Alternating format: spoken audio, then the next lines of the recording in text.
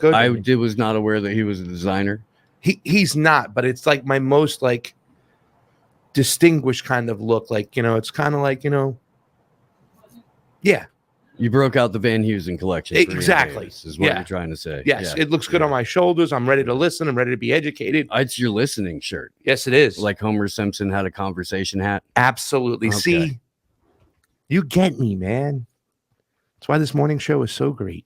Well, let's not stand on ceremony. Author, writer, researcher, and just lovely human being.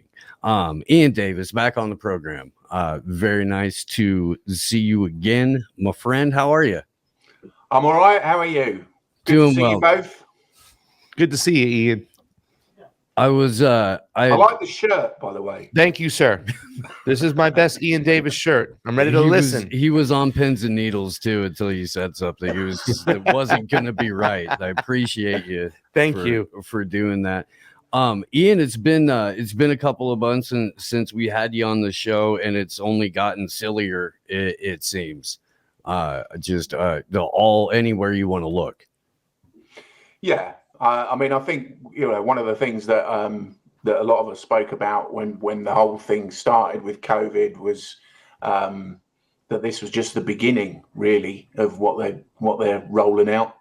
It's like kind of phase one, I guess, in the operation. I think we might think that possibly 2030 looks like a kind of target year, doesn't it? So you know, it looks like we're in for a decade of this stuff. And then obviously, you know, what's been happening in Europe and in Ukraine as well has been, you know, devastating for millions of lives and you know, for tens of thousands of people that have lost their lives. So, you know, it's not, wherever you look, it's not good at the moment in terms of, you know, the situation. And then obviously in the US, we've got some very questionable things about what's happening. I mean, I'm particularly concerned about what's happening with children coming across the border. Yeah. You know, so it's not good wherever you look, really. I think that, and we're gonna get into this just freaking awesome series that you have up on your blog right now. Over BBC's, I don't. Like partial birth abortion. I'm not really sure what to call the thing that they put out. There were a couple of people that were like, "Have you watched it yet?" And I watched. I don't know, probably 20 minutes worth of different sections of it, and it's just terrible and so reminiscent of the BBC for White Helmet's hit series in terms of like how they manufactured a version of reality that even according to their own data doesn't correlate with reality. Yeah, I mean, unfortunately, I mean, I kind of made the mistake of predicting what would be in it in a previous article, or rather what wouldn't be in it in a previous article. So that kind of committed myself to the kind of picking through it minute by minute and pulling it apart. So I've watched it, I don't know, God knows how many hours it took me to watch the thing. But yeah, it's an appalling piece of propaganda. One of the things and I have to thank another researcher called Pig Hui, who was looking at this information long before I was, a couple of years ago, is the remarkable use of the BBC's involvement in the data modelling. That was, I would argue, really the narrative was created from the models of the data rather than the empirical evidence of what was happening on the ground in terms of, you know, infections and things like that. So I think it's arguable, because this was a remarkable study that the BBC engaged in, not so much both in terms of the scale, because prior to that, epidemiologists had only, the biggest study I think prior to that was about 7,000 people. And that study of the movement of people wasn't done with a smartphone app or anything like that. It was done with people filling in questionnaires and answering questions about their movements. This was 29,000 people that the BBC managed to embroil in this, all set up something which, looks like suspiciously like a forerunner for the Test and Trace app or the Track and Trace app or the tracing apps wherever you live, and modeled a pandemic, which is the model that they created is, well, it is what I call the pseudo pandemic. It's the same narrative, the same story, and it is based upon not upon standard epidemiology or upon empirical data, as in, in terms of infection rates and so forth, and case fatality rates and so on. It is based on a set of assumptions, which we were then given those assumptions as if they were true in terms of describing what I call the pseudo pandemic, and that's the same set of assumptions. So, but the truly remarkable thing about this, so this was in 2017 when they pulled this data together, and then they published the data, and it was highly unusual that they published data globally. So this data set, which was the biggest pandemic research data set in the world, was made globally available to everyone. So, the CDC, every single party that was interested in modeling that data had access to that, which was very unusual, because normally these academic institutions are quite tight-lipped about their data, but not in this case. In this case, it was used globally. Yeah. So we might wonder who else. I mean, I haven't got to the point yet, but it's something that I'm looking at the moment. Who else was using this data set? Were the World Health Organization using it? I haven't found any evidence that they were at the moment, but it seems highly likely, because epidemiologists around the world were certainly using it. Yeah, I got to say this much, that a lot of the data that was coming out from England, right? Some of it, it was looked upon by a lot of people who are pushing it back against the narrative here in the States. Literally, at times, I remember saying, "Oh, did you see this data coming out of England? Did you see this data?" And, well, the WHO really isn't paying attention to it, but we are, and we're looking at it. When did you come up with the phrase? I'm just curious, really quick. I would call this a fugazi pandemic. Yeah, you called it a pseudo pandemic. When do you remember when you came up with that term? Because that really sticks, and I think I'm going to use pseudo pandemic for now on.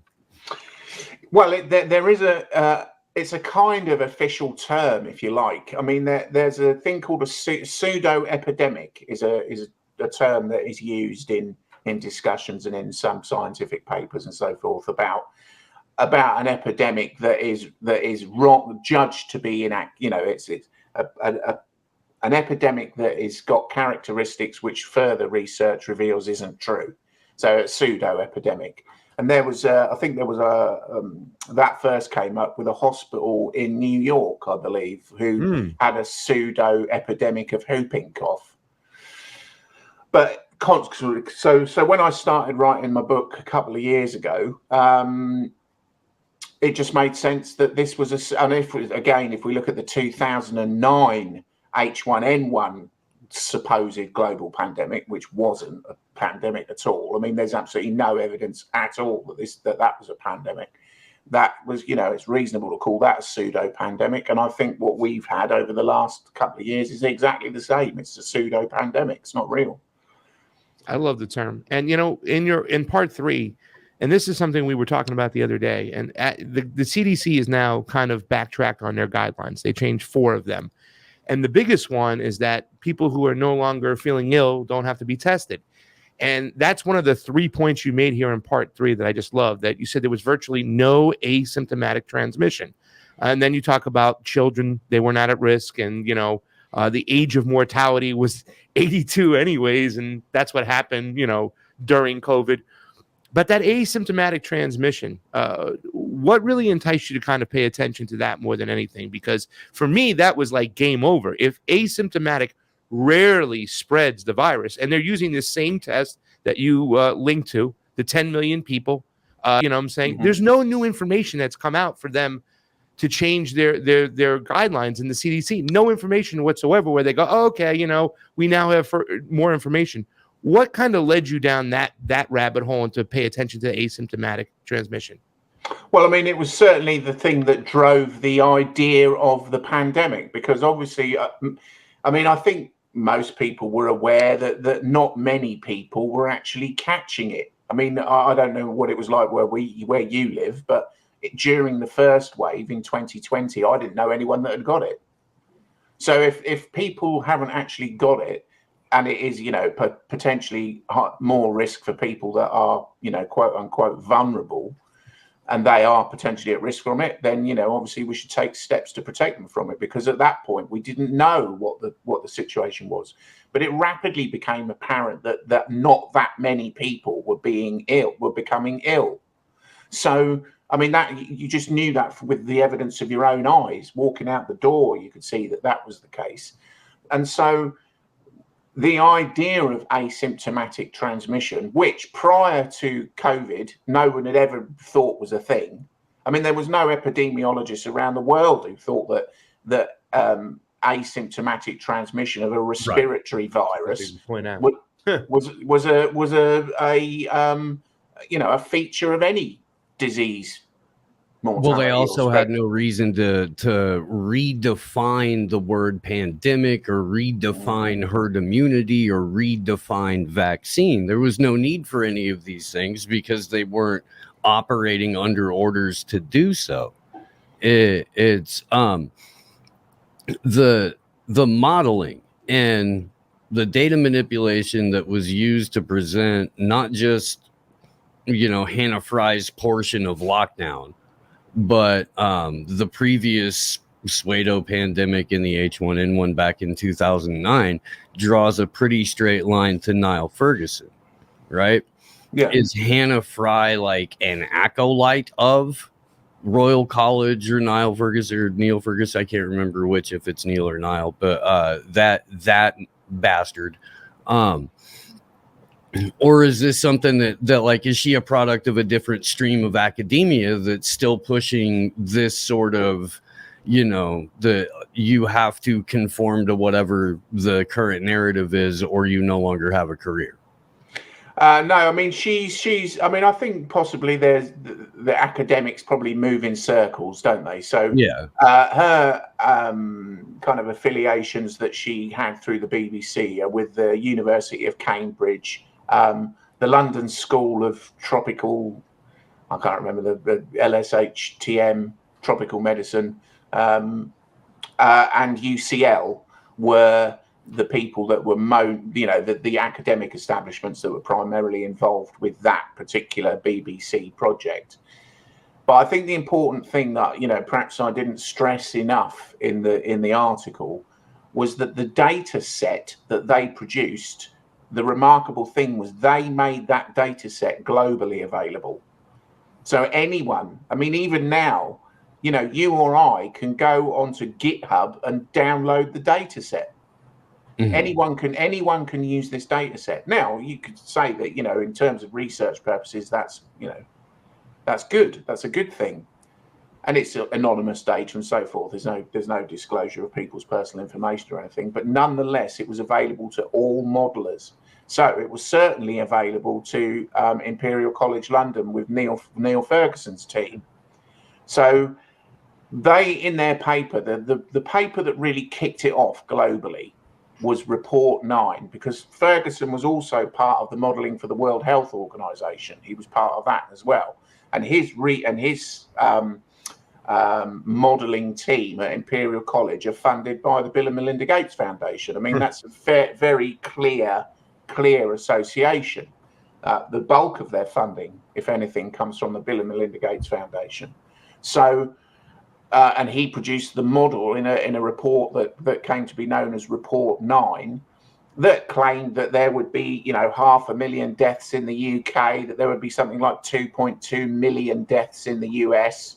So this was picked up globally and used because I think it was at a time when people that were pointing towards the way that the disease actually works, people like Professor Michael Levitt, who was studying the outbreak in Wuhan and was saying, well, it's not really yes, there's some exponential growth, but it's like every other disease.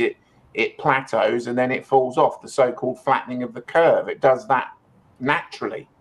So he was already pointing this kind of stuff out. And then, there was the very dubious mortality occurrences that were happening in Italy. So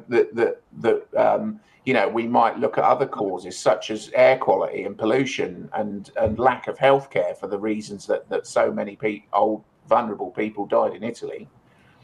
And it was at that point when there was a kind of a bit of a lull in things that they revealed that they put out that Imperial College London put out Report 9.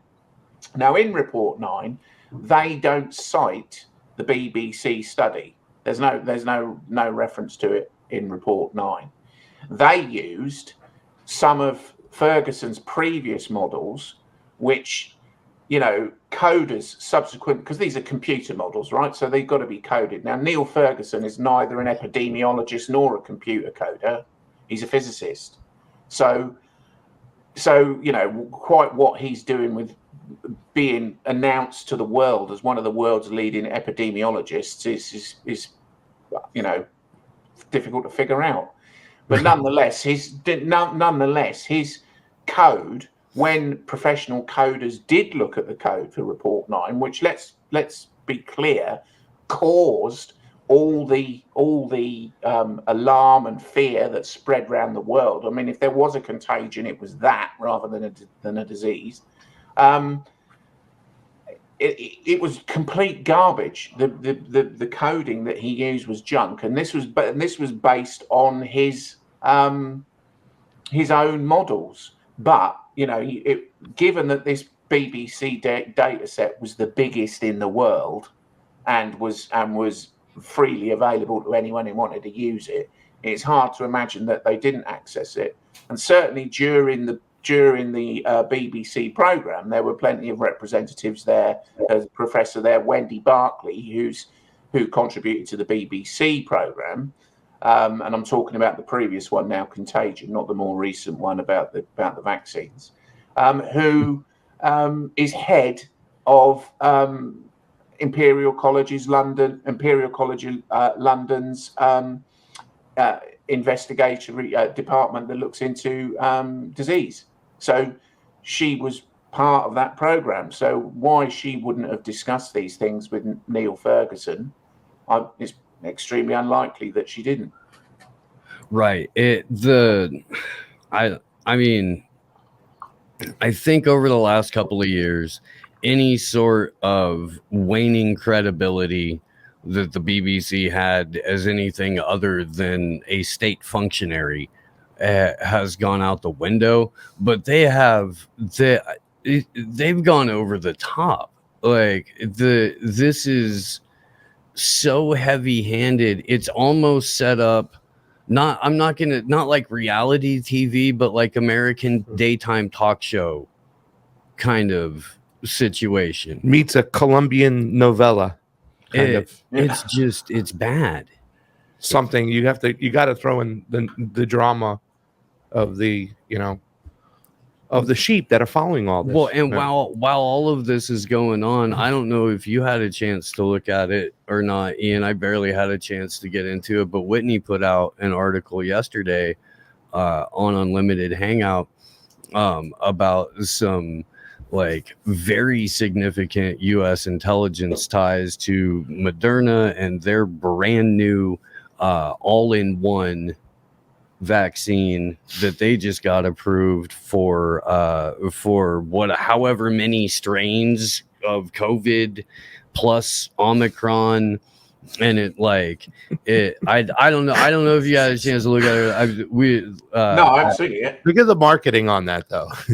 It covers all the strains of COVID, including Omicron 1, 2, 3, and 4, Return of the Jedi. All of them. But I mean, So like, just think about that, right? So ridiculous. For ages and ages, right? They're going, that you have to have another jab, that you have to have a jab for the next variant because that's not the same as the previous variant, and then because it mutates and we don't know what the next one's going to be. This was the story for what, I don't know, a year, and now all of a sudden they can create one that not only deals with all the different variants that currently exist, but can deal with all the variants that they don't know are going to exist in the future. Yeah. So, it's just nonsensical drivel. It's on its face, it's preposterous. Yeah, the FDA just got approval to change the sequencing without doing any further testing or anything else. So pretty much without even seeing the results of when they changed the sequencing, they got approved to do so. Yeah, in the UK, the regulator in the UK, the MHRA, they said in 2021 that what they were calling then tweaked vaccines, which was like the next iteration of the mRNA jab, that they no longer required any proof from any clinical trials in order to approve it, because the one that was currently going around giving people myocarditis was so effective that and it had been proven in the field that a new version, which could be completely different, doesn't need any to pass any clinical trials. But the MHRA in the UK, they're unbelievable. They've actually said in one of their meetings, one of their board meetings, that they no longer consider themselves to be a regulator, but an enabler. They don't consider themselves to be a watchdog, but rather an enabler of new products. They said that in their own board meeting. So quite why we're persisting with the idea that these organisations, which are, let's remember, both in the US and the UK, well, and everywhere else, are funded by the pharmaceutical corporations, why we think they are regulating them, I've got no idea. There's no evidence to suggest that they're regulating anything. The R in MHRA stands for rubber stamp. Is that what you just? Yeah. Did you ever look at Go ahead. the actual lawsuits, the fines these companies have had to pay? I think Franco was talking about it yesterday on his show. There's something like, I think, $10.5 billion that Pfizer's had to pay out, and most of it's for fraud. That's what I'm going to say. I was about to say one of the biggest ones ever was for manipulating data and presenting data to the public that was inaccurate. You know what I'm saying? And we've talked about the manipulation of data. You can control everything if you can learn how to manipulate this data. So. Yeah, wasn't it? Was it Pfizer? I think Pfizer who got done for using relative instead of absolute risk. Yep. Yeah. To basically at the time, $2 billion. Yeah, and everyone said, well, yeah, but that's statistical fraud, isn't it? And then everyone agreed. They got fined, so they're guilty of a crime. They get fined, and then a few years later, the whole pandemic, they just release data using relative instead of absolute risk, and everyone just goes, "Oh, yeah, well, that's like." Well, they must be benevolent, They're like, it's a global pandemic, Ian. Now they're going to straighten up and fly, right? Trust them now. There was a TV show called Leverage, where there's some CEO dude who's emulating his life off of, I think, Howard Hughes or some shit, down to the coat and the hat, and he tells the main character, he's like, "Look, man, if you or I go out and we kill someone, we go to prison. If my company kills 1 million people, I pay a fine." Yeah. And the fine is only a percentage of the profits I made for what I'm getting fined for. So it doesn't make a difference. It's part of the cost. It's like, it's like paying out labor. It's unbelievable. Pfizer gave their return for 2021 was a 93% increase in their overall global turnover. That wasn't profit, but that was 93%. Well, basically a 93% growth in their business. Yeah. In a year. Yeah. AstraZeneca made 48% growth in profit. It's just Well, it's just beggars belief, doesn't it? Really, that So people are still going along with it. Let me ask you then about what you think monkeypox is. Oh, it's right here. Steve. There it is. They're rising here in Vegas. It says monkeypox cases hit 100. Go ahead, Ian. Well, I mean, I don't know, but I mean, I was quite interested. I don't know whether you saw it. Dr. Sam Bailey sort of did an article. I think it was published in 21st Century Wire and elsewhere, where she kind of looked at the history of the identification and the the provenance of monkeypox. And I think there's a very strong argument to say, well, does it even exist? I mean, the vaccines that they're giving out aren't for it, are they? The vaccines they're giving out are for smallpox, which is apparently something different. So, everyone's going, oh, I've got my monkeypox vaccine. No, you haven't. There isn't a monkeypox vaccine. You've got a smallpox vaccine. Well, I mean, that's like saying I've got my whooping cough vaccine for flu. I mean, it's ridiculous. And then I thought monkeypox was actually smallpox, and they were just trying to disguise it. Could be. I mean, it's also looks like shingles, doesn't it? Which is pretty much one of the side effects of the known side effects of the vaccines. I don't know why I keep calling them vaccines. It's a habit. They're jabs. No, we fall into it from time to time too. I try to be conscious of the fact and say injection or whatever, experimental drug, jab, poison. But it's the monkeypox thing is weird to me because they've made it simultaneously like the new gay disease, but also it's so, I don't know, but it's like they're having multiple personality disorder issuing guidance on it because for COVID they're like, okay, we have to lock down society. This is something that is, going to affect the world going forward forever. You can't operate a small business. You can't have a church service or public gatherings. You can run a liquor store. You can, like some grocery stores might be open at limited use, but no contact social distancing. With monkeypox, the thing that you get from being close to each other, they're like, people are going to bang. I mean, what are you going to do, right? I don't know. Well, first off, monkeypox is racist, and we should change the term, okay? And the WHO is taking suggestions. I thought we settled on crackerpox. I thought that's what we were going to call it. But really, to tell you the truth, it is what it is. It's just a friggin' money grab. It's the same thing again. There's a national emergency here in the United States for monkeypox, and it's just more funneling of more money into these hands of these psychopaths that Ian has been writing about over here. Yeah, I mean, I think it's a fantastic business model, isn't it? I mean, it is, man. It's just perfect. You just go right back into it. The hysteria of COVID still there. Monkeypox. Yeah, we have found there's a giant mosquito that lives in Colorado. So we've invented a giant fly swat that will wipe it out, and they're $25 billion each. I mean, it's just that's it, isn't it? I mean, that's about the full extent of when you start digging into this information, and when you start digging into the corruption is unbelievable in terms of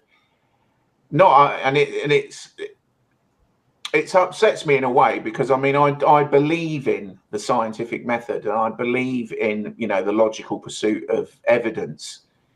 That's important to me, and people, it doesn't seem to be important to the people that are making the decisions about our lives. I mean, to them it just seems to be the whatever suits the agenda. And I do think there is a commercial aspect to it in terms of making money. But I think the agenda is much more than that. I think it is very much about what I would say the creation of the biosecurity state. And about, I mean, in the UK, we've recently had Tony Blair sticking his head up again. Saying, I know Tony Blair again. Well, we've been playing clips on and off. Oh on the my show. God. It is so disconcerting, Ian, to see that man's skeleton face just with a skin peel across it and those little, like that demon maw opening and closing with somewhat human words coming out of it. It's not okay. No. No, it's certainly not okay. I mean, the guy's a mass murderer. I mean,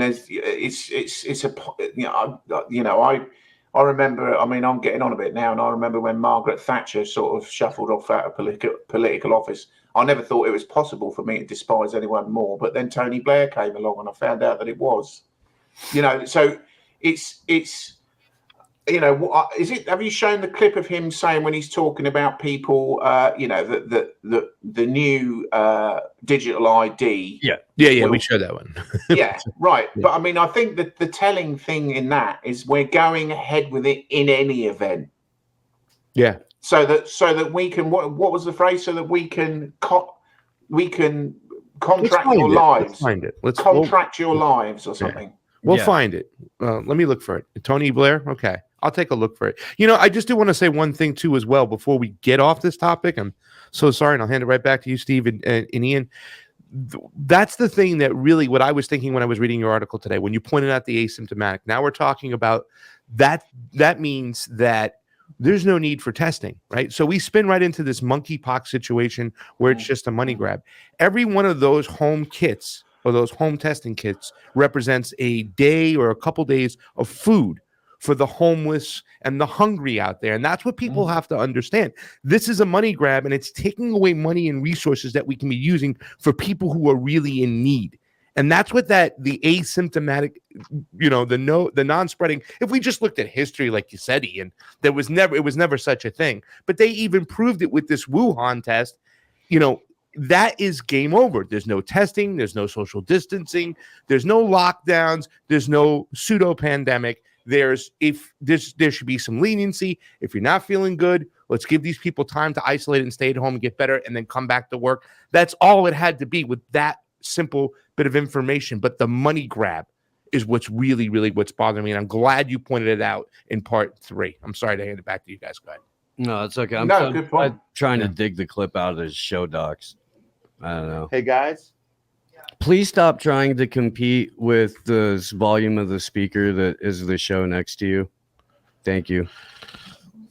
Yeah, I don't know whether you the idea that, as I was saying, that the idea that it is about money, there's certainly an element to that, and we discussed some of that.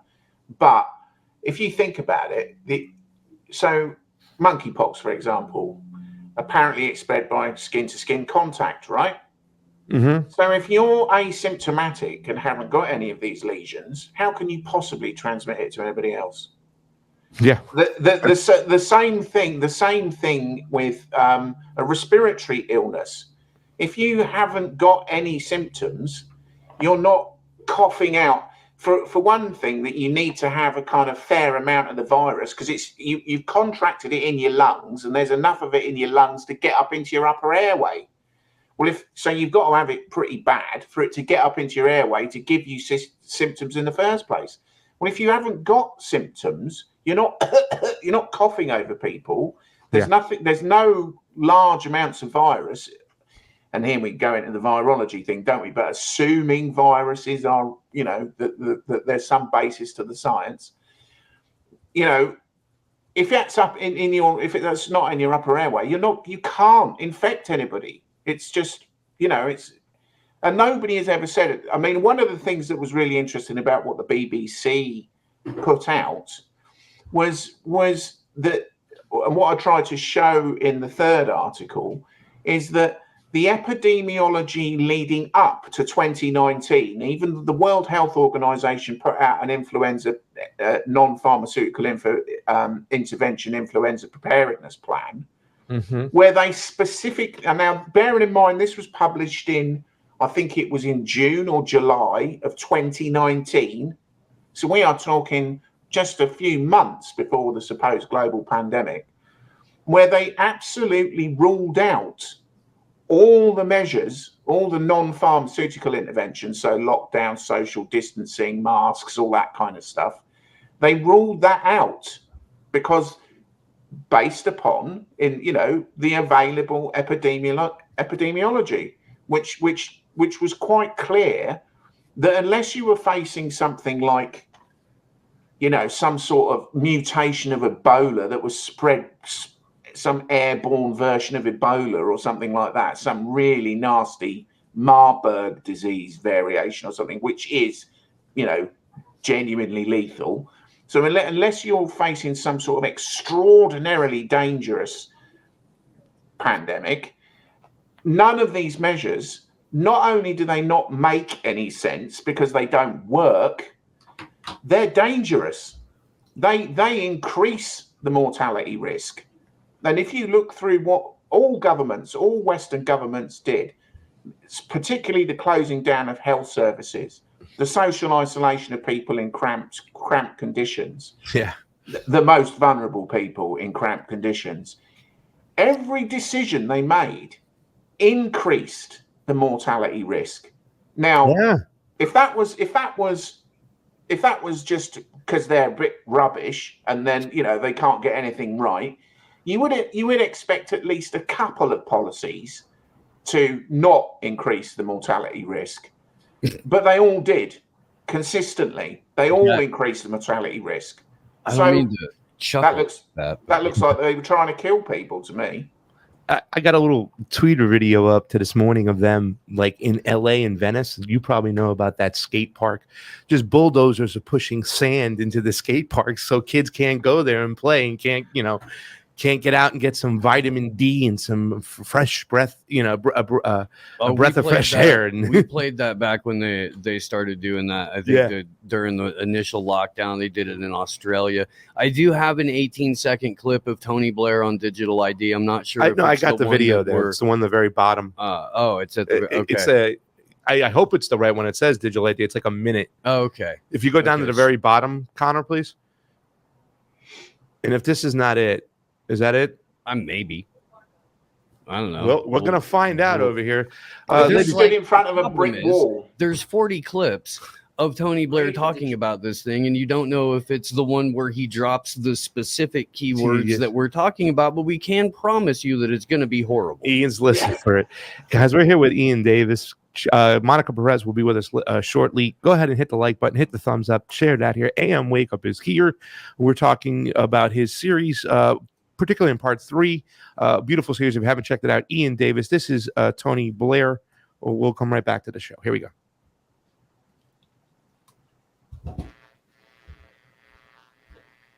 You can create a digital ID today that is much more easily protected, so you can deal with a lot of the privacy and surveillance issues that worry people. But it's a natural evolution of the way that we're going to use technology in any event to transact daily life. And this COVID crisis gives an additional reason for doing that. Because, look, I could be wrong about this, but when I look at, for example, how you restart some businesses, how you restart international travel, I think people's disease status, for example, have they been tested? What is the result of that test? Have they had the disease? Do they have the disease? I think unless you're able to record some of this data in a way that people can use, it's going to be difficult to go back to anything like a near normal in things like transport. So if you're going to start international travel again, how do you do that unless people can be easily tested and have some record of that test? That wasn't it, was it? No, but the underlying point is the same. It's all planning for it. He's speaking of the future as of it is inoperable without your entire biological data stored on a state database that can be accessed along with your location in real time at any point for any reason whatsoever. Yeah, I mean, I think the thing that stood out for me was when he said, yes, there's all that as well, that, you're going to have to somehow prove your genetic identity in order to be able to move around. Yeah. There's that. But also it's the fact that, he kind of pushed aside, people are worried about data surveillance and people are worried about the, protection of data. But it's going ahead anyway. It's going ahead in any event. And we will we will monitor the transaction of your daily lives. Yep. I mean, what? It is the epitome of technocracy. It is what, and obviously he's very much involved through his global think tank, the Tony Blair Institute. In rolling this out. And this is happening absolutely everywhere, simultaneously, all over the world. And it's only really in places in the what we might call the global south, where there's any kind of resistance, purely and simply because the people haven't yet got the infrastructure enforced upon them, but they're going to have it enforced upon them, just like everywhere else is. We've already got it. This is a fascinating point to an overlapping conversation on the show, because we've been talking about the different methods of colonization between East and West. And the Western method of colonization has always been at the point of the gun. The Eastern method of colonization is now coming in the form of the exact infrastructure that Iain just pointed out is missing in Africa and in Southeast Asia, and to a degree in Central and South America, although the U.S. has built up quite a bit of infrastructure in some key, colony states.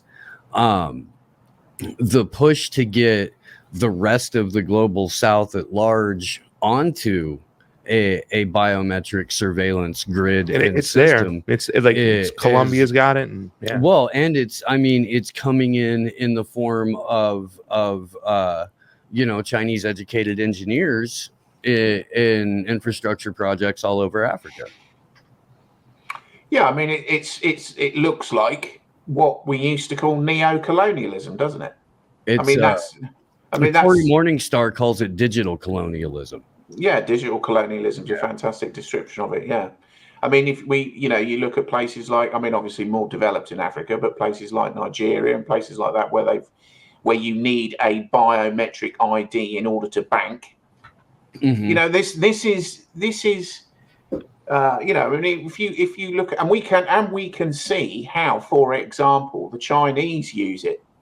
And I'm not particularly pointing out the Chinese, because I just think that the Chinese just happen to be further advanced. Yeah, they're better at it. They're further along the way. Yeah. But if you look at the recent Henan banking crisis, one of the things that most people have been warning about in terms of the misuse of this kind of digital ID that Tony Blair was just going on, it's inevitable that we have to have it. Is that things like COVID passes, upon which your freedom of movement is dependent, because you can't even get on a bus unless you've got the green code instead of the red code. With the Henan banking crisis, the rural banking crisis in China, there was quite a big protest movement. So what did they do? They switched their COVID apps from green to red. Not because they'd got COVID, or not because they'd even done a test that suggested that they were positive for any kind of virus, but simply to stop them accessing transport. Now that and quite openly admitted it, quite openly stated that yes, that's what we're doing. Well, you can't use public transport now because we've switched all your COVID apps over. Yeah. So that is the worst possible misuse of this. Well, it's not the worst possible, but it is a sign of what the misuse of this technology will be used for.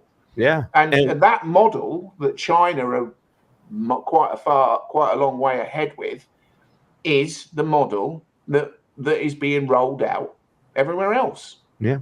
And I think too is obviously not only will they can stop it from stop you from movement pretty soon, with the CBDCs, they'll be able to stop you from buying groceries or whatever they want. That's the whole plan. And I don't think anything's been more clear than what Canada has showed us recently. You know what I'm saying? When they literally said, yeah, so what if you have your paperwork and you've been tested and you isolated, if you've done all that stuff, you don't have the app. If you don't get on the app, you got to quarantine. You can't come in here. You have to stay here. So they showed their hand. They're not even hiding this shit. Yeah, and also the use of, I mean, talking about the use of things like CBDC. I mean, in Canada, obviously, they've already shut people's bank accounts down and disabled their ability to access their own money, but for political reasons. Right. This is what this. Countless American streamers, countless international content creators that have been frozen by PayPal. It happened to Consortium News. It happened to Richard Medhurst. It happened to Ryan. It happened to Jackson Ankle. Yeah. I mean, it happens to everybody. I mean, they don't give a shit. There are people whose entire program is based off of just sitting there and reading out loud other people's work and then pretending like it's their own opinion, and they're getting shut down just by repeating the wrong opinion. Yeah, I mean, I think one of the things that struck me and something that I've written quite a lot for with UK Column about is that personally I question representative democracy, but you know, I still think that there are some fundamental democratic ideals such as freedom of speech and freedom of expression, freedom to roam, those kind of things, which are valuable. You know, those ideals in themselves are valuable. Now, one thing we can see with governments around the world who offer a pretense of valuing I mean, especially at the moment, you know, given what's happening in Ukraine, how often do we hear Western leaders say that it's all about defending democracy? It's all about defending the democratic way of life. And yet every single policy that they put out in regards to, I would say, population control couldn't be more anti-democratic. Mm-hmm.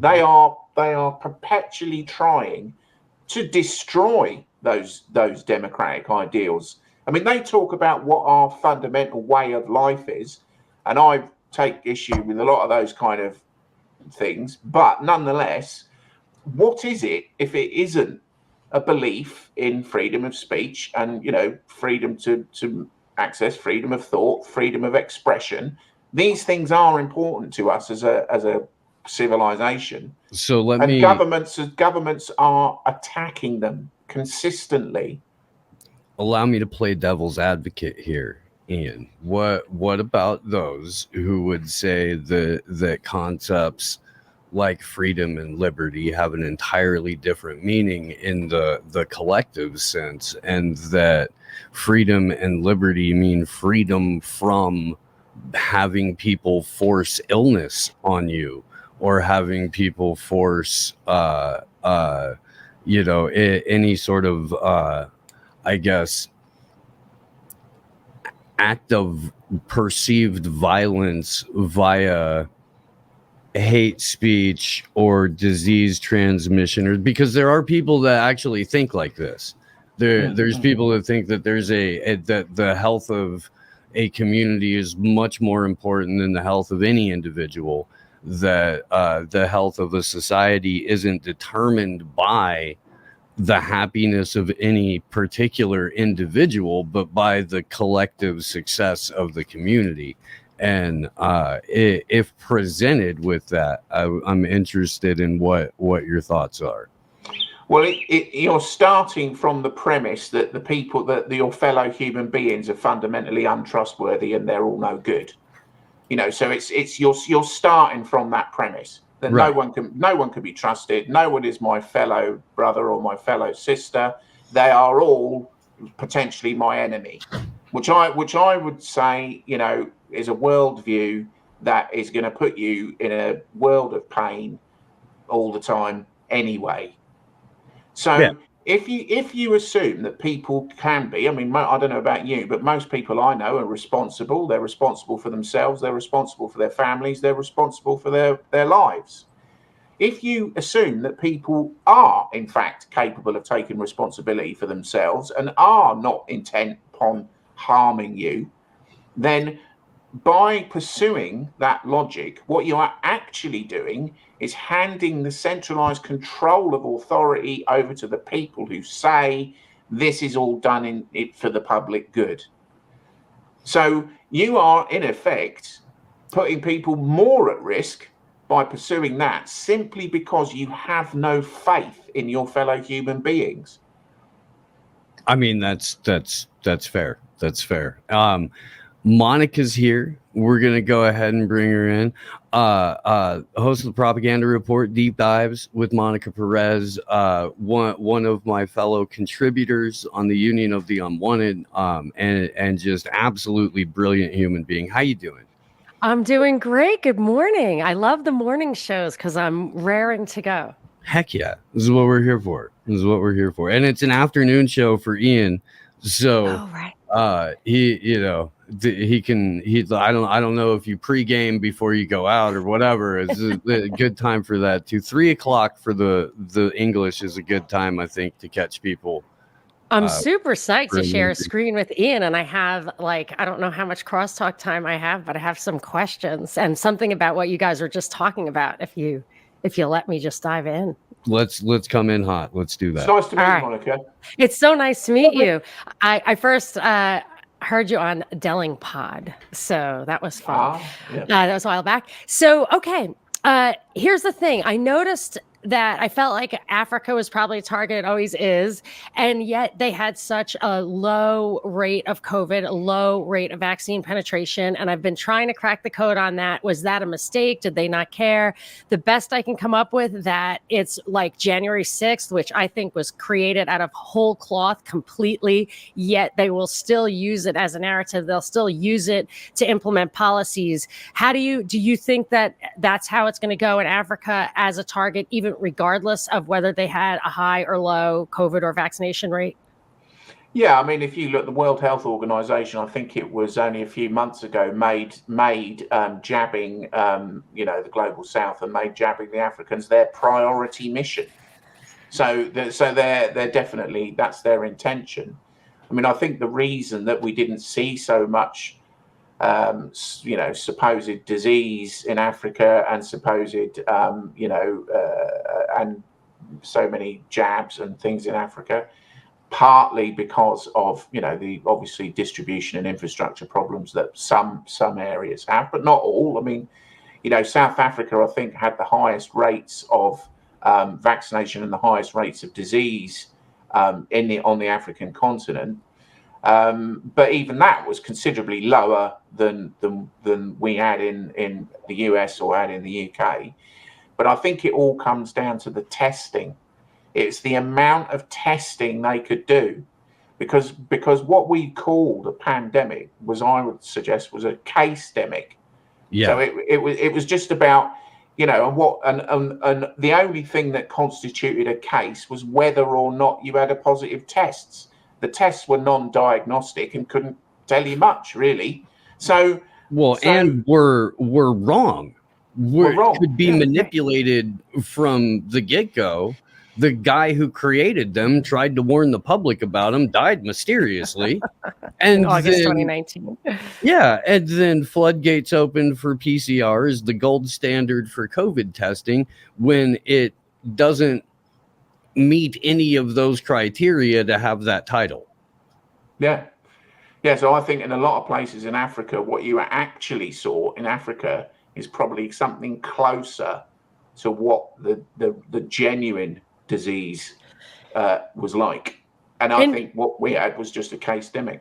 Do you think still that the main purpose of all of this is, obviously when they're creating the crisis, it's really the solution that they're after, the solution being this infrastructure build out, basically open air prison, and it seems like to me. And then also something really interesting I heard you talking about at one point was like the central bank digital currency being the ultimate mechanism of control. And I thought your explanation of how it was distinguished from Bitcoin was really interesting. But I also wonder if Bitcoin, whether it is, even if it is genuinely distinct and has all those good liberating qualities, was a way to soften people up to the idea of digital currency, to confuse them. And if just like finance is such the control mechanism or the mechanism of power prior to this, it'll be even more so after, and that's the thing. Yeah, I mean, I think that there's panic set in, I think, in 2008, 2009. And I think from that point onwards, we were on an inevitable course towards global transition of the international monetary and financial system. Because I think at that point, the central banks and the financial institutions, BlackRock and Vanguard and the rest of them, had realized that, the bubble had burst and they're not going to be able to maintain this forever. So there needs to be a transition. And I think we saw that really acutely at the Jackson Hole in 2019 at the G7 bankers meeting, where they were just openly talking about moving to a multipolar world order with a new global reserve currency. Yes, I must ask you about that. Yeah. Yeah, so I mean, they're just openly discussing that we need to do something to make that happen. Lo and behold, a few months later, we have a quote unquote global pandemic, and the transition begins.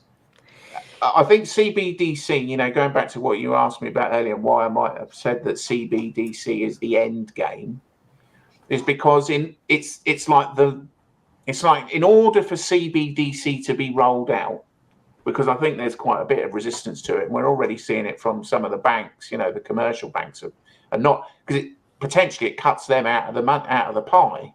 So, they're not necessarily so keen on it. But if it gets to the point where CBDC is rolled out, there are so many things that need to happen first in order to get there. For example, global economic collapse. Because if you're looking at problems, reaction, solution, then I think CBDC will be the solution predicated upon global economic and financial collapse. I agree with that. And that's the only explanation I could find for a $30 trillion U.S. national debt. The most prosperous, productive society in human history cannot sustain itself, borrows from children who aren't even born yet. And so I totally agree with that. But one puzzle I just can't seem to really conclude to my satisfaction is, so Russia and China are probably ahead of us on the CBDC thing, yet it looks like this multipolar world is emerging from a schism between East and West. It certainly looks like Putin is really mad about Ukraine and is willing to take action he's obviously taking action that seems to be, although NATO provoked him. So I don't know, where do you think the collusion comes in, and then offset by maybe real competition at the top? I think we need to look at the global financial system and look at who is actually pulling the strings with the global financial system, and look at the relationships between, for a very interesting thing, the Bank of International Settlement, when the Ukraine, shortly after the Ukraine quote unquote special military operation began, issued some press releases about ostracizing the Russian central bank, who, I would add, were culpable in robbing the country blind prior to 2010. But if you look at the Bank of International Settlement's official announcements of what they've done in terms of ostracizing the Russian central bank, there aren't any. What we've got instead are press releases and tiny little addendums at the bottom of some of their documentation. There is no official announcement from the Bank of International Settlement. Then you've got, obviously, at the moment, you've still got, Russia are enjoying a huge growth in trade with the rest of the world as a consequence of supposedly the sanctions, which seem to be sanctions on us, really, rather than on Russia. Yeah. they're enjoying a lot of growth and they're doing a lot of business. Well, that means that there's a lot of currency exchange going on, which means that the Russian central bank is using the global banking system, which means that the Bank of International Settlement are enabling that transition, are enabling that business to go ahead. That reminds me of a book I read called Conjuring Hitler about London, perhaps the city of London, trying to get the most dysfunctional possible regime to fill the void in Germany that would also allow the elite to kind of stay in power, and then that the money flows during World War II never stopped. They didn't like truly isolate Germany from the money flow, and that's what I always thought. Like that's the tell. Yeah, and I mean, business continues. I mean, one of the unusual things I think that about the Ukraine conflict is that, you know, Ukraine itself is a transit hub for the Russian gas pipelines. One of the reasons that they built the Nord Stream 2 and the Nord Stream gas pipelines was to circumvent that bottleneck. So you would have thought, wouldn't you, that Ukraine would have been quite keen to shut them down. But there's been no kind of moves to do that. You know, there's no moves to I mean, that is a pinch point globally for the distribution of Russian gas. But nothing's happened. Right. The one thing that I keep hearing about in terms of upcoming political theater is that when the GOP sweeps and comes into power after the midterms, they're going to immediately start impeachment process against Joe Biden for selling off U.S. coal and gas reserves to both Russia and China while the Ukraine thing was going on. This is going to be something that the GOP is going to try to push as like a direct violation of U.S. national security and interests and things like that. It was just what I've been hearing. Yeah. And that that is going to be used as theater. But the point being, it did happen. There's a ton of overlap between Hunter Biden's chicanery in terms of business, Paul Pelosi Jr., little, tag or fetch or plaid or whatever Romney son was on Burisma, Adam Schiff's business deal, all that kind of stuff that's about to come out, but it just underscores the interconnectivity of these relationships between not the nation states themselves, but the people in positions of power. Absolutely. There was also John Kerry's son and James Bulger III. Yeah, Mitt Romney had a little things going on. Like I said, Adam Schiff, that's another one. And it's, this stuff has already been out there for so long, and they're going to bring the stuff back up. I just make sure that we put, it's not Russia and China, it's China and Russia, because you got to put China first because they're the big bad guy out there, right? Ooh, whatever China makes most sense semantically to you in this moment. Namaste.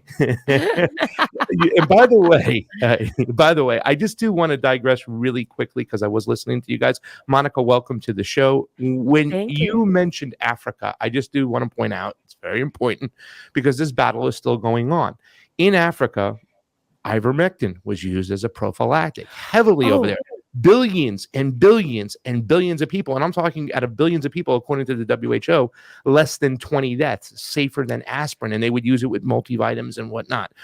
And they would use it for river blindness and all these other, viruses or diseases or infections out there. So that is a big reason why there wasn't an outbreak, I think, in Africa. There's another one. I know somebody who lived in Liberia, and he said that on Sundays they took a Sunday pill because it was like a prophylactic against malaria, and it was hydroxychloroquine. Yeah, they use those particular ivermectin hydroxychloroquine throughout Africa for quite some time because it was cheap, it was off patent, you can make it generically, and the guy won a Nobel Peace Prize for for creating ivermectin. So I think we need to continue that conversation because there's a big pushback for ivermectin right now, and I think a lot of people are kind of still going, well, what do I do now if I took both jabs and a booster or both jabs? Do I go to ivermectin? How do I cleanse my system? What's going on? There's going to be a lot of conversations of that moving forward, but there's still a pushback against ivermectin where they censor people, demonetize people, take people down. Don't let, I was taken down off Twitter my first time for pointing out the 4 principles of COVID. And number 1 was asymptomatic doesn't spread the virus. The second time I was taken down when I put up an ivermectin test. So, I mean, this is the rhetoric in the narratives they're still trying to suppress out there, even today. So, I am curious, since everybody's quiet, I'm going to fill the empty space over here. I was waiting for you to come on this show, Monica. We can talk about this with Iain, because in Iain's 3-part story, I think there's a lot of talk from the point of when somebody contracts COVID to the treatments, to the virus, to the information that's being suppressed out there, to the manipulation of data. What are your thoughts about, because I still think we don't have enough conversations about where this son of a bitch came from. Omicron was not a variant of the original Wuhan strain. And people don't talk about that. What are your thoughts, Monica, about where this came from and what you think? I've been puzzling on this really hard. And I was on Ryan Christian's show, which isn't out yet. So I know you didn't hear me talking about it, Moving Target, which will be out on Monday on Rokfin exclusively, I think. But I just finally settled into an idea of what I think was a vector, the main delivery mechanism. What it was really about is that I noticed that I got COVID twice, both times from people who were vaccinated. The first time I got it was from somebody who was newly vaccinated in January 2021, which was like around when they were rolling out. I only heard Iain say on a Delling pod that he didn't, at a certain point, he never knew, like in 2020, never knew anybody who actually had COVID. And that was the same for me. And the only reason it was like popping up all over, like around November 2020, I was like, oh, I guess this thing is real, because now all of a sudden I know all these people have it. And in retrospect, I realized that was 100% correlated with when they rolled out the vaccines. Similarly, I was like, well, no kids have ever had it in my knowledge. And then when they started rolling out the vaccines for kids, then kids started to get it. It turned into like the Delta variant when the vaccines came, and then the Omicron variant when people started getting boosters. So I was wondering what the mechanism was. Was it a lab leak? Was it gain of function? Was it sprayed on us through chemtrails? And that coupled with what I call the AstraZeneca, could be the water, like polio. So the AstraZeneca effect was something I had identified, which was that the 4 places where the AstraZeneca vaccine was created, was like studied, the trials were there were 5. It was the South Africa, Kenya, the UK, Brazil, and Japan. Japan's was paused. So, and then I think it was restarted, but I didn't look into that. It happened to be 1-to-1 correlation that when like Delta started emerging, there were 4 identified variants of interest at the World Health Organization, which very misleadingly, they started calling like alpha, beta, gamma stuff, even though they're all a beta coronavirus, which used to just be distinguished by like letters and numbers, but they wanted to make it scarier. But all 4 of those variants, each one of them, one was from the UK, one was from South Africa, one was from Kenya, and one was from Brazil. It was a 1-to-1 correlation. So that where these things were emerging. So my conclusion is that the thing was created. It definitely seems artificial to me. And that it's like 99% of the delivery mechanism is traced to injecting people with something that this is a big gain of function that they've been working on a long time, a contagious vaccine.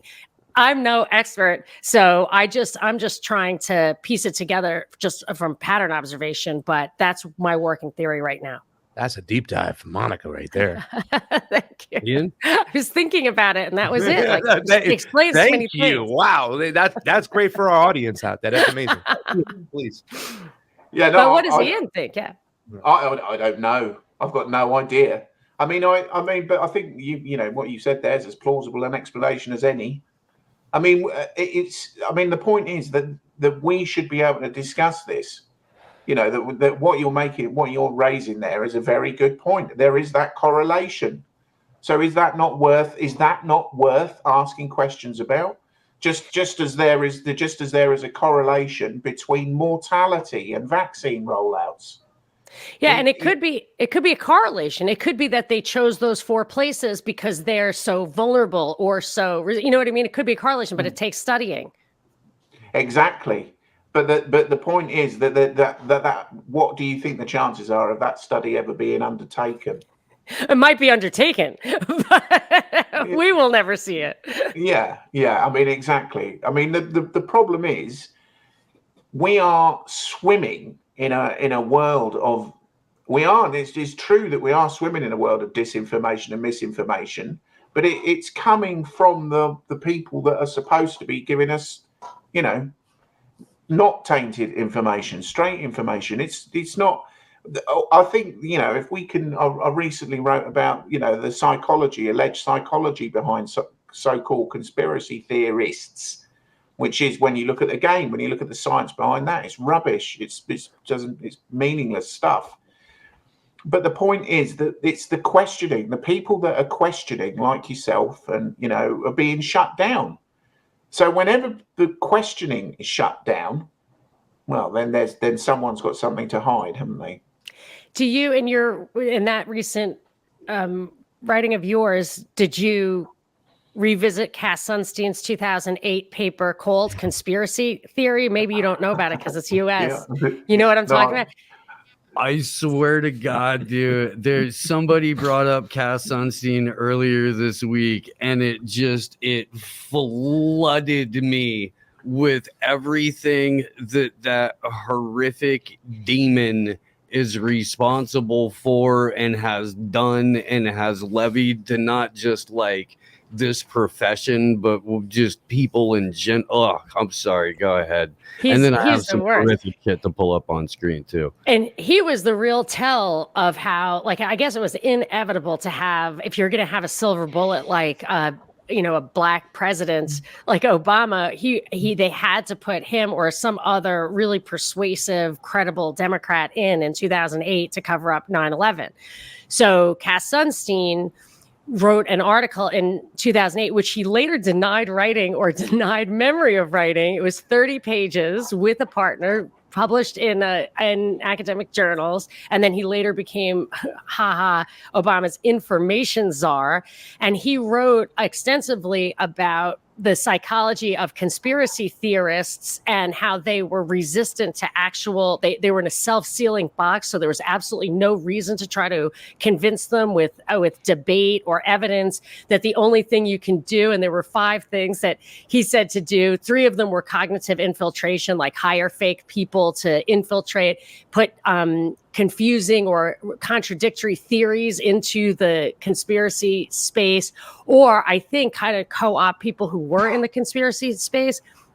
The 2 things that he rejected of his 5 recommendations, and I would say he actually, that they are done, was banning it and taxing it. And I was like, well, they do ban it by having now with COVID driven all public discourse into the digital space, which he identifies as a much easier space to control because people can't look you in the eye if you're fake. So and then you have deplatforming. So to me, that's de facto banning. Then the tax is demonetizing or canceling. So there are economic sanctions on independent media, 100%. Yes. So he had no explanation for why conspiracy theorists are these lunatics that he says they are. And the 5 things he recommended to surreptitiously do away with them because they are such a cancer, I think you might even use that word, are fully implemented. So, of course, it makes sense, therefore, that Cass Sunstein should head up the World Health Organization's tag team on fighting the infodemic. Yeah, you know, so and his wife too, Samantha Power, is still a talking head. Yep. And then to kind of bring it back to where we were just a little bit ago, this is a document from 2020, the Global Health Security Report put out by Johns Hopkins and Bloomberg and all the regular. That's they. on self-spreading vaccines, and they talk about not just the inevitability, but the current reality of these products, these medical products. Two main types of self-spreading vaccines: recombatant vector vaccines and live viral vaccines. Recombatant vector vaccines combine the elements of a pathogenic virus that induce immunity with a transmissible viral vector. Cytomegalovirus is one candidate vector for recombinant vaccines because it is highly species specific and moderately transmissible. Live viral vaccines are attenuated, meaning that the vaccine viruses are much less pathogenic than wild type and would be similar to the oral polio vaccine or the live attenuated influenza vaccine, in that those vaccines can sometimes transmit from person to person. Now, we've already seen in the UK, in New York, and a couple other places where vaccine-derived polio has tested in the wastewater, that vaccine-derived polio popped up right alongside monkeypox, right in the same couple of areas that I believe you were mentioning, Monica. And this 2020 report speaks of self-spreading vaccines in the current reality that they already exist. They're just developing and scaling up the technology. Anyone? Yeah, I mean, Bill, Yeah, I mean, or are we all off to church now? No, I got it. I have a response. We got here quicker than I thought, you know. I would just say I think that they pieced together a bunch of other that I think that's evidence that this whole thing is that the actual disease itself is a kind of Frankenstein created artificial thing, because it has, like you were mentioning, all these other elements that they want to bring out into the vaccine, because that's what makes it more contagious. And I think that there are even, you can tell, like what Dr. McCullough was saying, that the only other thing that has this kind of long disease profile is Lyme disease, which I think there's even a congressional investigation that thing was artificially created. And then there's the, I noticed, because the second time I had it was not too long ago, and my husband was like, oh, this one comes back. I was like, I thought I was sick like a month ago. Could it have been like COVID twice back to back? And he said, well, now they have a recurring one. Happens to all, and he said there's also Paxlovid. Take some Paxlovid. I'm like, not taking any of that crap. And then I read that Paxlovid allows a rebound effect. So I was like, okay,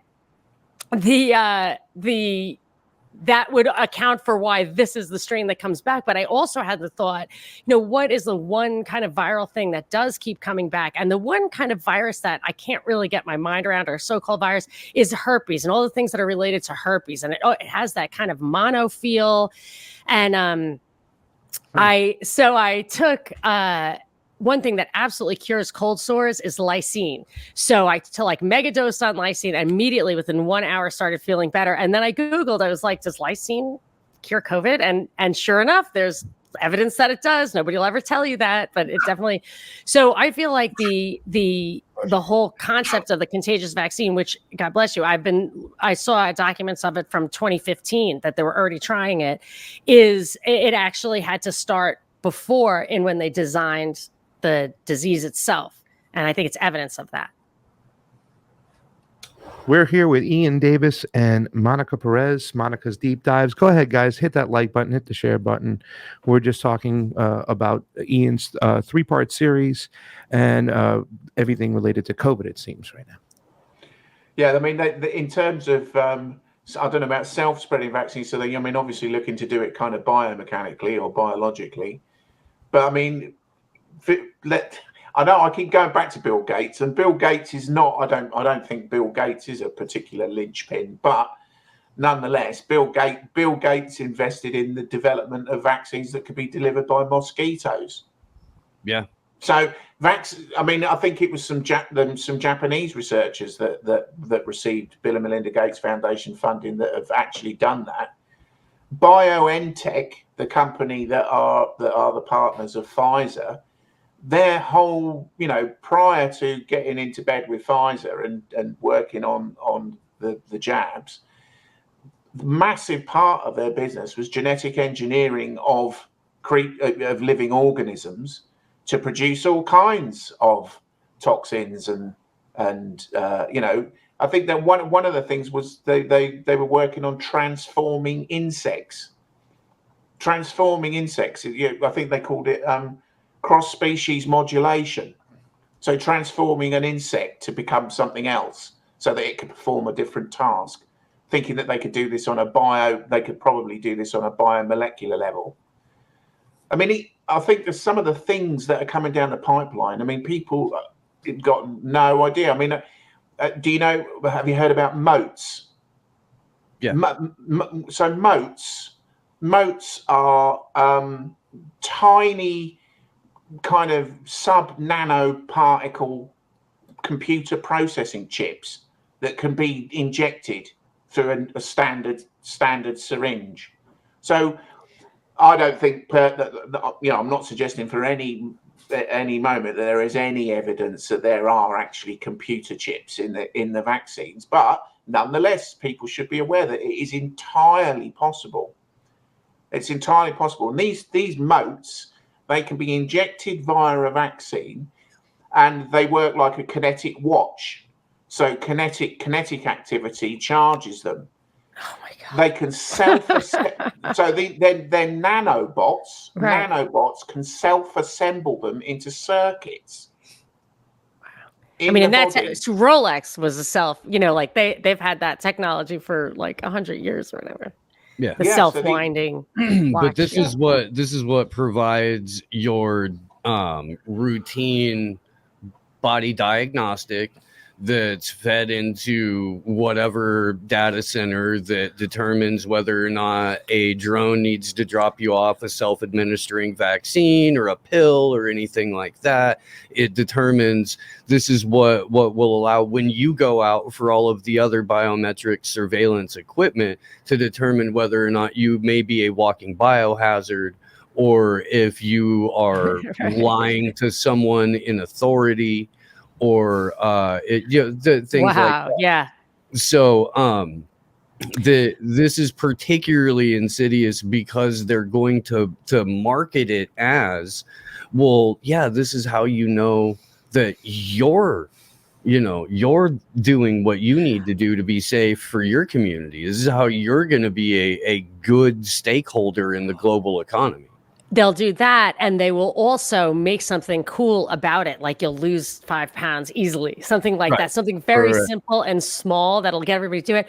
But this is why this kind of thing really worries me more than anything else, which is that, and you can look back in human history and tyrants rise and fall, civilizations rise and fall, and all of that. And if you have any even open-mindedness to the idea of a soul or another dimension or an afterlife, like you can find a lot of solace in just waiting them out or not allowing them to frame how you think about life on Earth.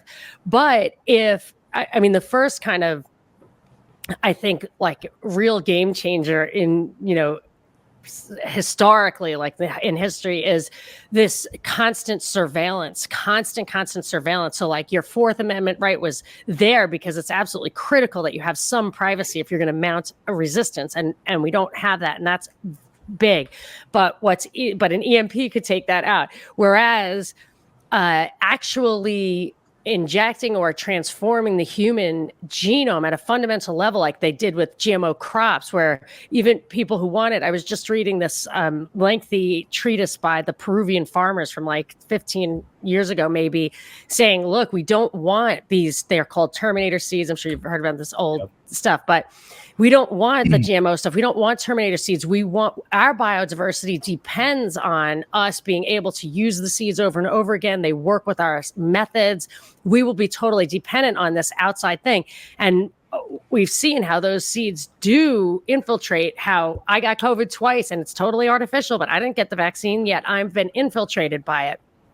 I mean, is this a deal breaker for humanity? And if so, how does, does that mean there's no God? We have no souls anymore? I mean, I can't get my mind around the real implications of these things that might really change us on the fundamental level. Well, there's certainly implications for patenting, because if you're a genetically altered organism, you're patented. Yep. So that means that literally ownership of. I think there are lots of people. I don't know whether you have it so much in the US, but there's a movement that some people follow in the UK called the Freeman movement, which talks about. I'm sure you probably do have it in the US because you've got the same common law system. So. The idea that we have these sesquivae trusts when we're born, and that basically that is a certificate creating a legal fiction, which then follows us through our lives. But we are not the legal fiction. We are sovereign human beings, and then there's this legal fiction. And I don't know. We have it's called the sovereign citizen. Yeah, right. Sovereign citizen. Yeah, absolutely. The natural man. I am the natural man. But I mean, that the merits. Well, I mean, used in a legal frame where used in court, it's the sovereign citizen defense. Yes. Yeah. So looking at the merits of that aside, think about it in terms of a patent. Are you going to have this parallel patent control mechanism that then can be tied to, for example, biological markers, which are owned by, for example, BlackRock, who then that follows you through your life. That is your other self that they are manipulating. There's in the crops, they do have that issue, which I always thought was outrageous, that somebody who did not buy that seed, did not want that seed, the seed contaminated their crops, and then they were sued by Monsanto for using their crops. And of course they should have been the one to sue. And I think people have sued and saying, no, you contaminated me. And the fact that my guess is that Monsanto wins that stuff.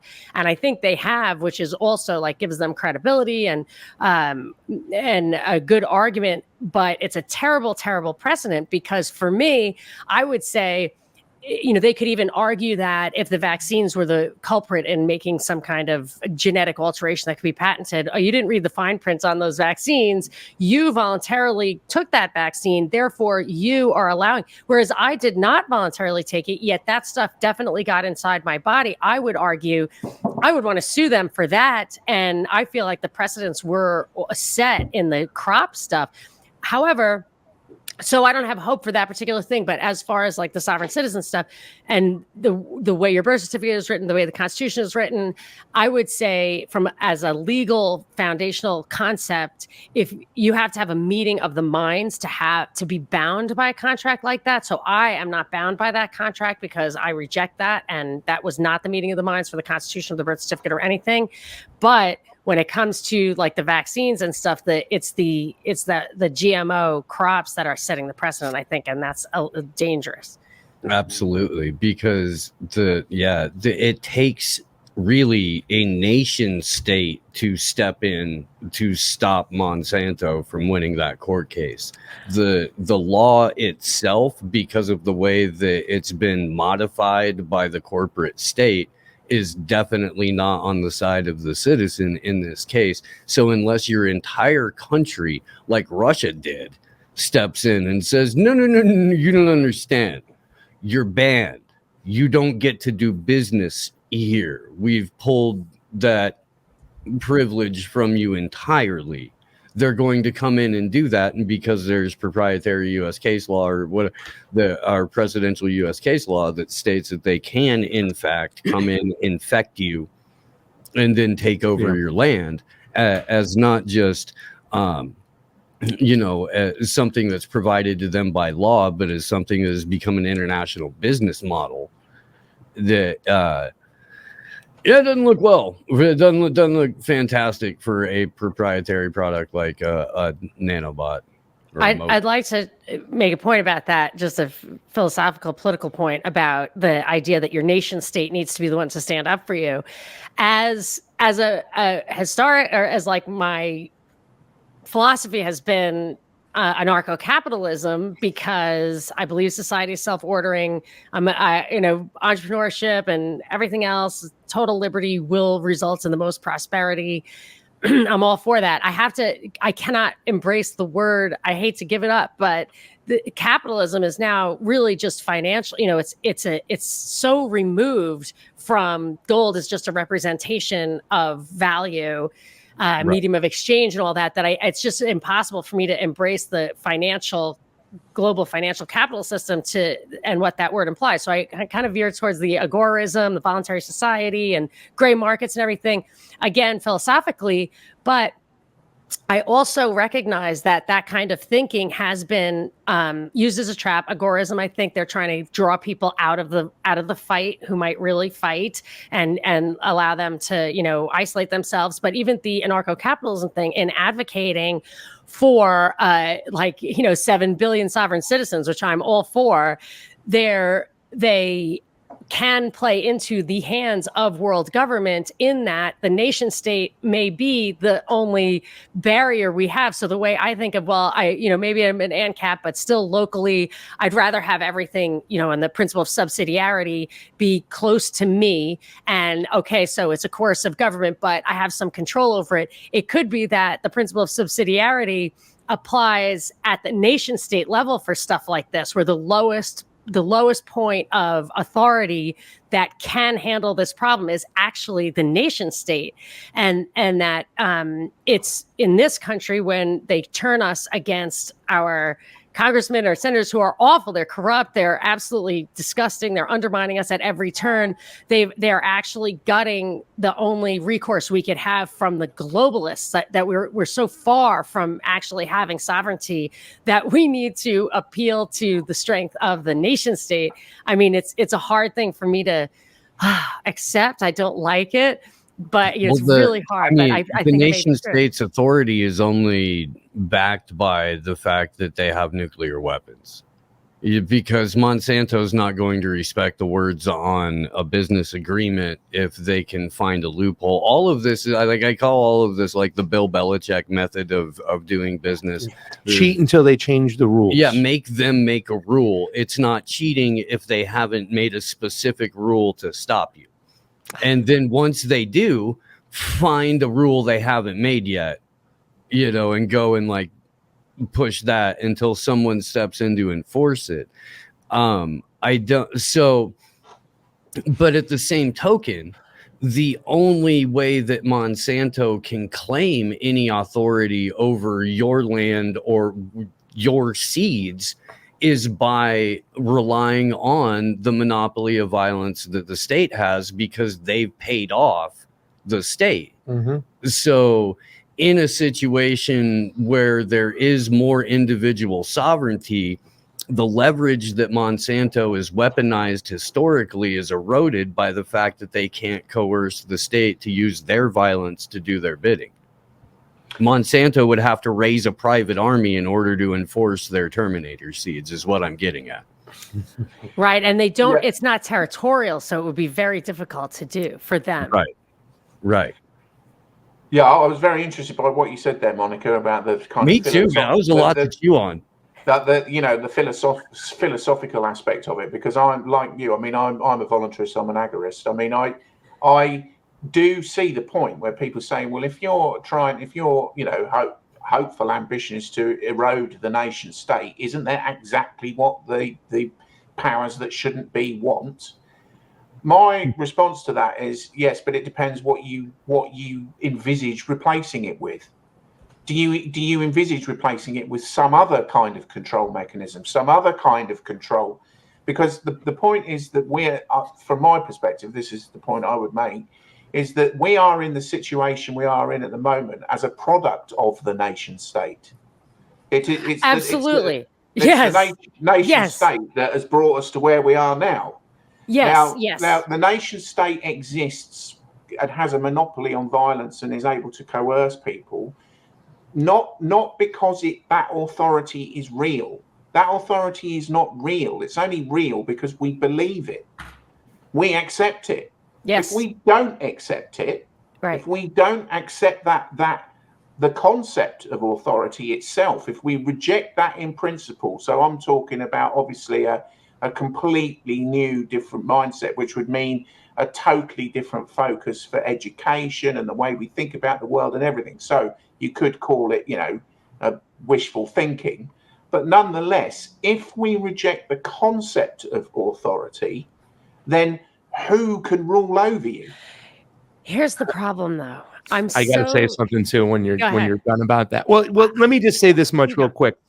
That when you try to grasp that concept, here's the problem with that: is that the fact that people, unfortunately, want to be governed. You know what I'm saying? When we were talking about, a lot of people do. I mean, they just remember that meme, "Govern me harder, daddy."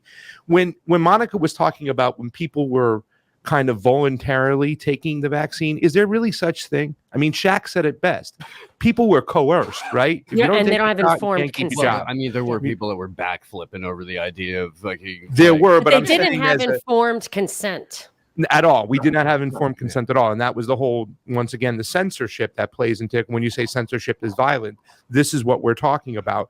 But even though there were people backflipping over the vaccine, there was a lot of people who were coerced. If they didn't take it, they lost their job. They can't travel. And people accepted that.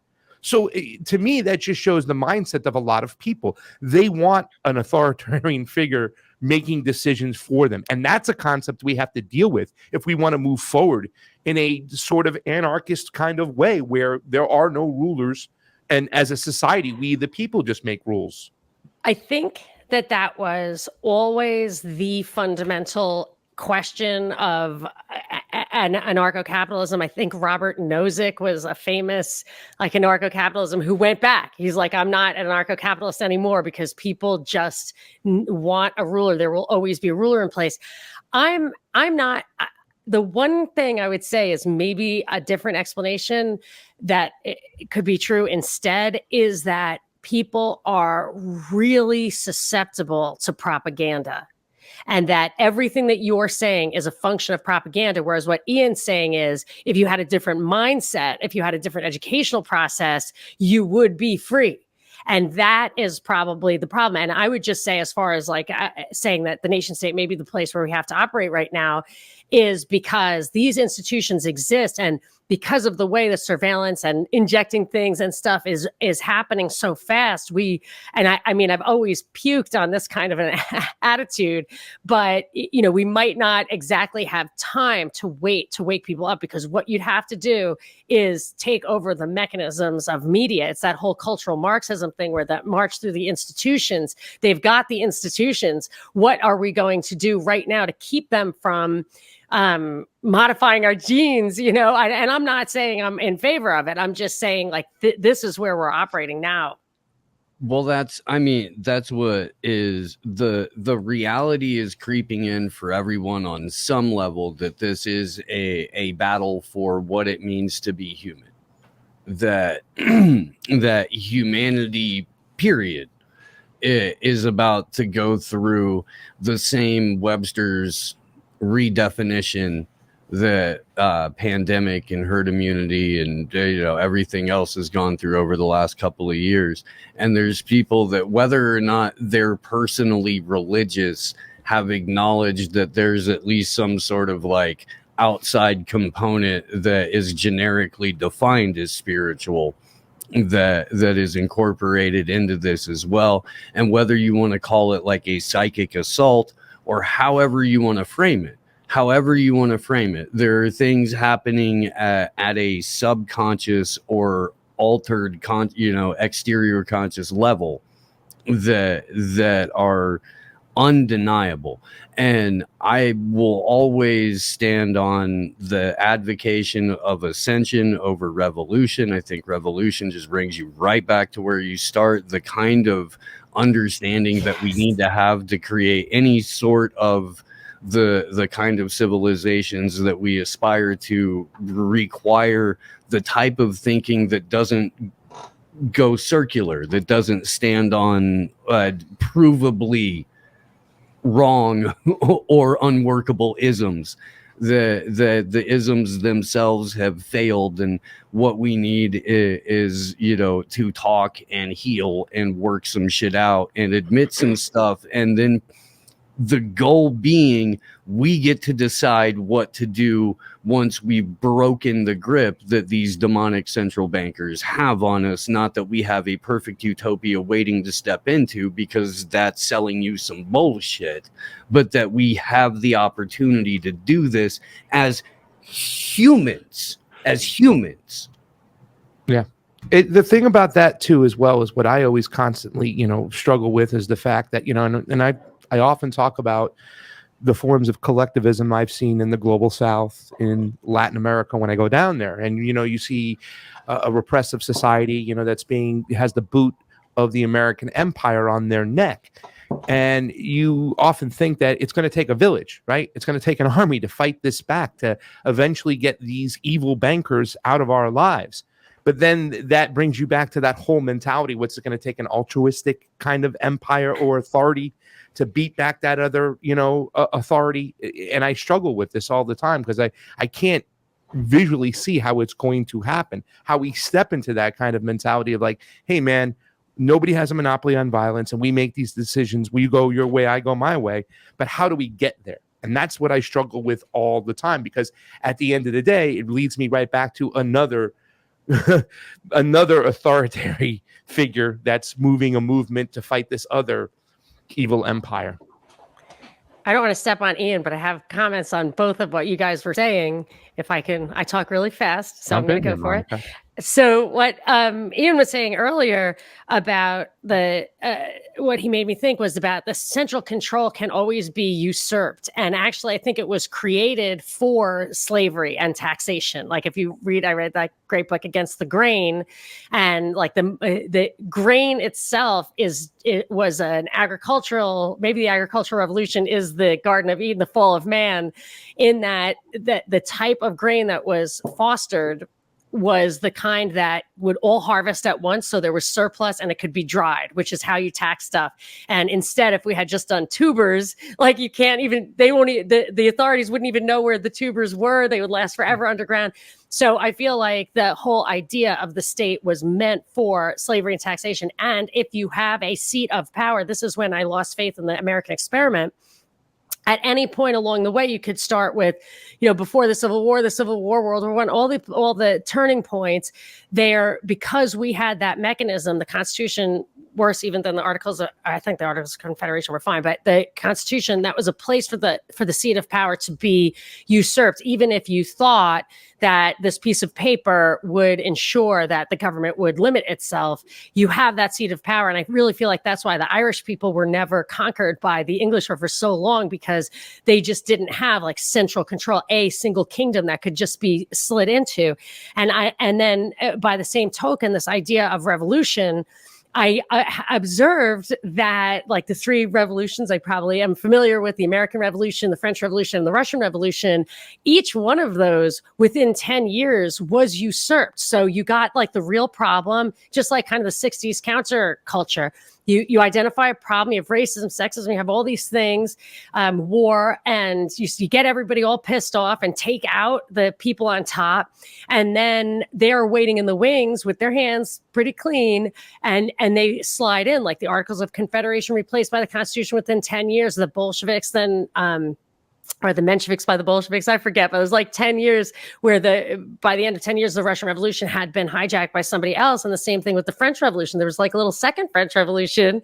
And so the people who actually were galvanized to take the reins, I think, were really manipulated by, aspiring tyrants who saw that they could take this place. And that's what I fear. And that's why I'm really not a proponent of like armed rebellion. I just don't think it would work. No, I mean, very interesting. I mean, so like if you look at the French Revolution and you think about the particular connections potentially of the Illuminati or groups like Le Cercle and groups like that had their seed in the French Revolution, and then if you look at the Russian Revolution that was manipulated arguably by Wall Street and by the you know, I mean, the Warburgs, I think, right? The Warburgs and people like who wrote the book, The New World Order, H.G. Wells, and people like that were working for the Fabian Society, that were going backwards and forwards to Russia during the middle of the Russian Revolution. Train tickets. Train, just going backwards and forwards. Yeah, right. So I mean, you know, these things have always been manipulated, but we can go. I personally blame it on the Sumerians. Yes, for their grain. Yeah, for their grain, but also for the idea of allowing a king to rule over them. I mean, why? There's a book that I always bring up that I'm almost convinced that I imagined, or a series by a guy named Daniel Quinn.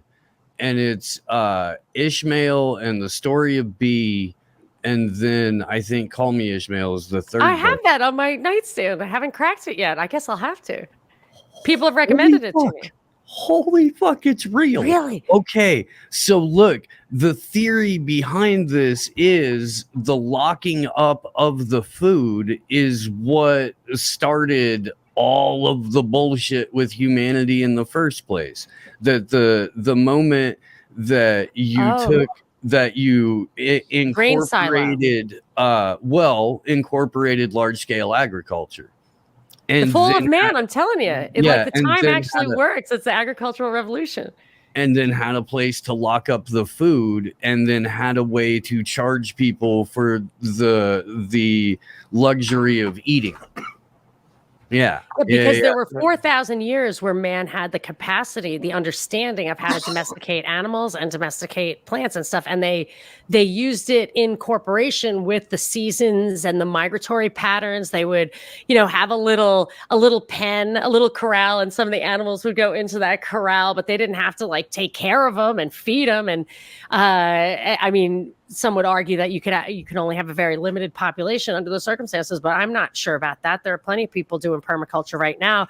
But here again, they're going to weaponize that concept, because by drawing people off, it's just I always thought like the vax thing would be like the draft. Like they would just neutralize the most rebellious people by not allowing them to participate, not letting them vote or whatever, having to go to Canada. By drawing like the homesteaders away, that's why I always try to tell people, that's awesome. You must absolutely exercise true autonomy, which would include being able to, have a chicken or, have a potato in the ground, something like that.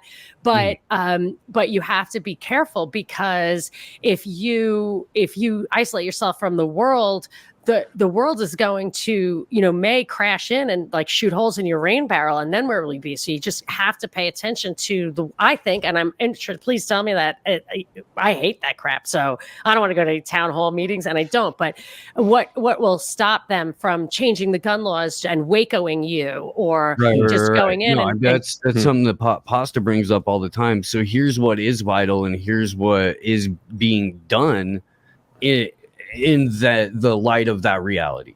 And tomorrow we're going to have on Texas Slim, who has been featured on No Agenda several times, who's doing a project called the Texas Beef Initiative. They're having a giant conference in Georgia next month where it's ranchers who are trying to incorporate both a counter-economic model and self-owned processing facilities and trade networks. And these are the things that are going to, at least for a while, until there is just a wholesale, if it even would come to that, a moment where the U.S. military would decide to go scorched earth on its own citizens again, which, I mean, less than 300 years in the country, and we've, invaded ourselves and beat the shit out of ourselves several times. We don't have a fantastic track record of leaving us alone.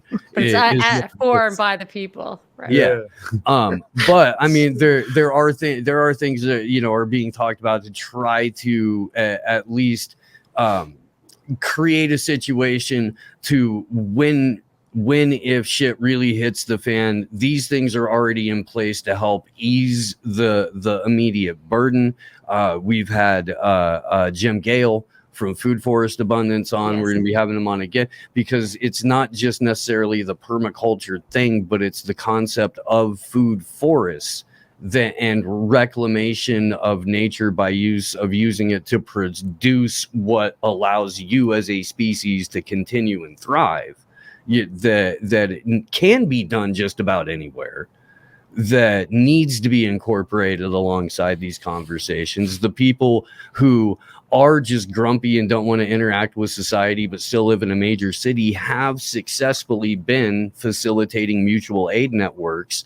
They may not think politically or ideologically like we do necessarily, but they have seen firsthand the violence of the state, and they have been coordinating without any sort of aid from the state in order to help feed each other and take care of each other and promote each other. So there's significant overlap in terms of that for where people can do this both in rural areas and in large urban areas.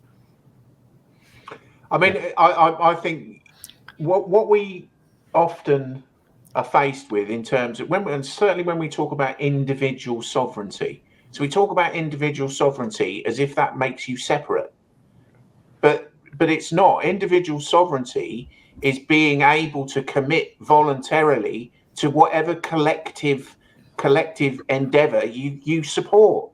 Mm-hmm. Because and you can do that because you are doing it of your own free will. You're not coerced into doing it. So that's the point of individual sovereignty. It's not about living in an isolated bubble. It is the opposite. In fact, it is about taking responsibility as an individual for everything.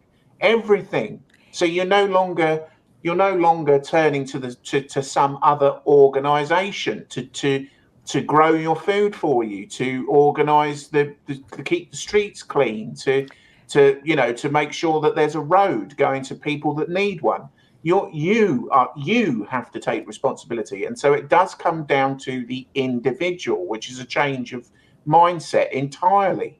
But then if we all equally assume mutual responsibility for everything and then act together collectively because we freely commit to doing it, we can do anything. I mean, we already as a species have achieved amazing things without anybody telling us what to do. Nobody, I mean, 90% of what we do now, nobody tells us what to do. We do it because it's in our self-interest perhaps, but we do it because we freely commit to it. And anything that you freely commit to, you're going to be more likely to want to succeed. So I think that's where we get confused about individual sovereignty. It's not isolation, it's cooperation. Yeah. Fantastic. The problem is that when we talked about freedom, a lot of people in New York said they had a right to get a 64-ounce soda. It was their freedom in New York when it was taken away from them. Well, they found 6 idiots and put them on the news all day, every day. I mean, look, Sarah Palin came walking on with a big soda, the thing when she spoke at one point. I always thought that was an aspartame. I thought it was that was an act by NutraSweet to get people to do that. But can I respond? Do I have a minute to respond to that? You wrapping it up? Okay. Go ahead. No. So I think what you're speaking to, Ian, is that, or I should say what I'm getting from that is that we should have the confidence in our competence to do these things and also distinguish between individuality and, isolation. But I feel like what has undermined both our competence and our confidence in that is, and I feel like this is the most insidious thing, and it had to have, I feel like it had to have been anticipated and planned, is the worst thing they could have done, and they did it, was separate individuals from consequences.